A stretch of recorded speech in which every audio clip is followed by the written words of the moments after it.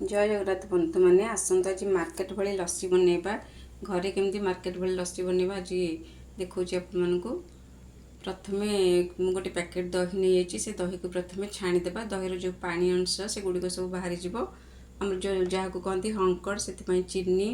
गोटे कप नहीं बोर्नविटा गोटे पैकेट आउ चॉकलेट सिरप ये मिल्क पेड नहीं आपके जदि राबिड़ी थी राबिड़ी भी पकई पारे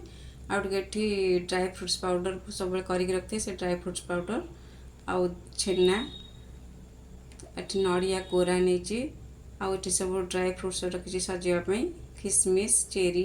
काजू आप सब जहाँ सब ड्राई फ्रूट्स पकई पारे आपण पसंद अनुसार प्रथम देखो दही को ग्राइंडिंग करदे टी आइस पकईकरी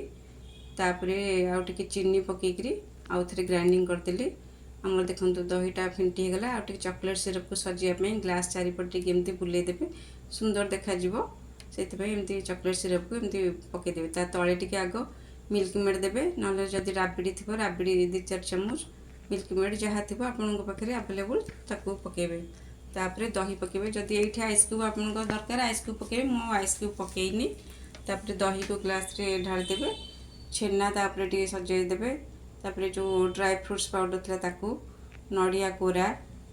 जहाँ सब आम रखी तापरे सब सजेकी देवा बोर्नविटा तापरे टी पकईदेवा बोर्नविटा छोट पैकेट मिलूँ पाउच 5 टंकिया पैकेट यहाँ को मुझे पकईवाई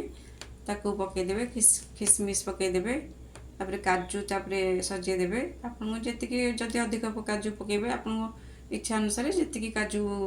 किसमिश जहाँ पकई पारे चेरी तापरे गोटे गोटे सजेदेवे आमर होगला देखु पूरा मार्केट भली लस्सी गरम दिन में आपको पेट पिले ठंडा रोचे।